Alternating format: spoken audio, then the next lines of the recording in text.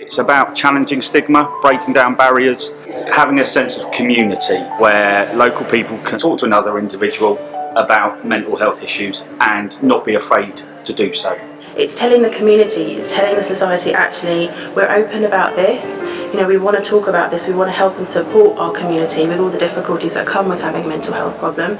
Trying to welcome people with mental health needs, trying to be alongside them, because actually we have mental health needs and issues ourselves, and we fool ourselves if we say we don't. It started literally with myself and Sue Ball, and what we did is we just sent invitations around inviting people to come along who were interested in a week about mental health awareness. We've had at least 450 volunteers who've given their time freely to run talks and workshops and creative experiences, or to try and break down stigma about mental health issues, to normalise it. We all know what to do if someone breaks their leg, if someone is hurting in their mind or heart. What do we do? How can we make a difference? Anything from depression and anxiety, borderline personality disorder or schizophrenia, it affects literally every single person in some shape or form, either themselves in some way or a loved one or friends. So I think it is something that we should be made more aware of, understanding of the difficulties that people have as well.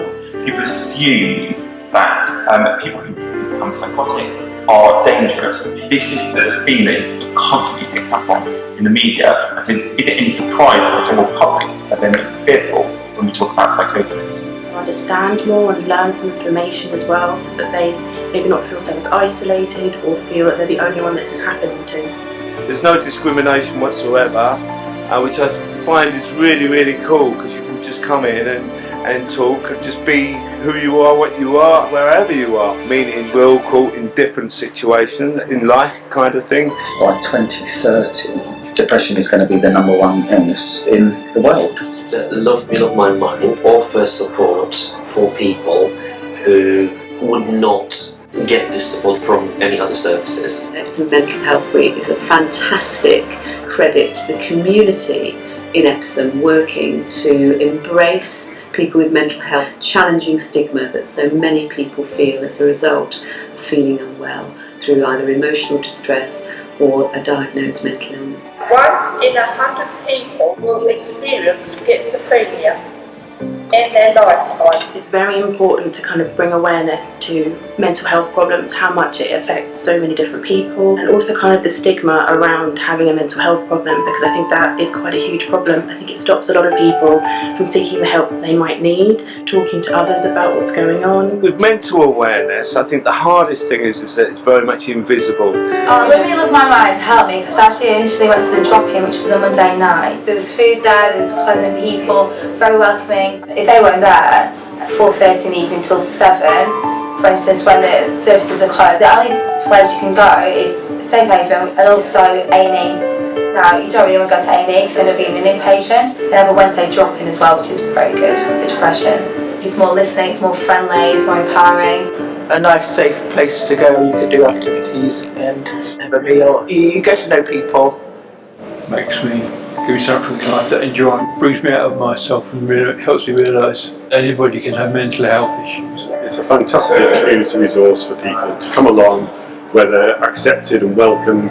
Something for everyone as well. I call it a movement, really. Embracing everyone. You can drop in or you can come to a full session. A fantastic opportunity, I think, to showcase a lot of good work that's going on. The perception of mental health is changing slightly, noticing more and more that we all actually have mental health. It's not just to describe crazy people locked up in hospitals, it's also to describe people with mild depression or anxiety. Investment, the way we talk about it, doesn't reflect that it's such a big issue in society for everyone. I hope people in Epsom realise how lucky they are having Epsom Mental Health Week, because this is exactly what's needed. There is help out there, but we were also talking about how the fact is that so many people don't get help.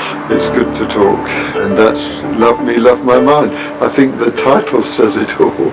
It's about not being too scared of things. So at NASCOT, we've got students who come in with a whole wide variety of mental health issues, body image issues, anxiety and stress. Some of them are carers for parents or siblings who are suffering from a whole variety of illnesses, diseases and disabilities. They're going through adolescence and they're finding themselves, finding their sexuality, their preferences, changing peer groups, changing school settings, to actually just stand back and say, you know what, it's all difficult, it's all stressful, but I can cope with this. We're working with Mental Health Week and raise awareness that this local charity is based here, that they can go to their meetings and also get support and talk to other people about their issues as well. We're having the graffiti wall, a project that's done by students, but it's also open to the public. Drawing, chilling and letting yourself be creative is proven to relieve stress. Depression, I think that's a really key one that lots of people don't like to admit to. When you do admit to it, people are often discarded. They don't know how to cry out for help. There are a lot of stereotypes, and so a lot of people don't want to admit to mental health issues because of those stereotypes. It's very hard to acknowledge that you're not alone, but you're not, and an event like this are very key to point out to people that a lot of people are around you and supportive of you and loving of you. Yeah, I think it affects everyone. You don't have bad mental health or good mental health, you just have your state of mental health. For me personally, creativity is the saviour. Creativity is the medicine, but I don't think medication should be the way forward, but you know, I'm not a doctor. I always describe depression or mental health and stuff as invisible, because the whole time the doctors are saying, I'm not mental, like you always do, but you have to understand sometimes you need to take advice. I'm completely honest about mental health. I've tried to commit suicide 3 times. I used to be very quiet, so that's why I ended up where I did. But if you talk about something, if there's a problem, it needs to be communicated, and if it's not communicated, it can't be solved. Things like this really do help, so yeah, good on them for doing it. Anything really to keep you from going mental, like we all are really. So the events that we have put on this week, including the labyrinth walk and the graffiti wall, that's all just about being able to be creative and reflective and to recognise that it's important that we are looking after our well-being, our mental health on a regular basis. I do think it's a good thing it's on, and I've not heard of something that's so prominent and so well established in other places. But just fantastic that this year you've got into Nescott and you've come into us here at UCA. All of us here get stressed, to have activities that help them to deal with that and calm down and carry on with their lives. It's a really good thing. Well, you can see by the people that come and go, the footfall coming in and out of not only this building but at other events. People feel comfortable and able to express themselves and learn something, hopefully. 30 years ago, I had a massive nervous breakdown and physical injuries, and I've made an astounding recovery. It's left me with a tremendous love of people who aren't as fortunate as me. It's just a wonderful opportunity to get to meet people and to talk openly about mental health.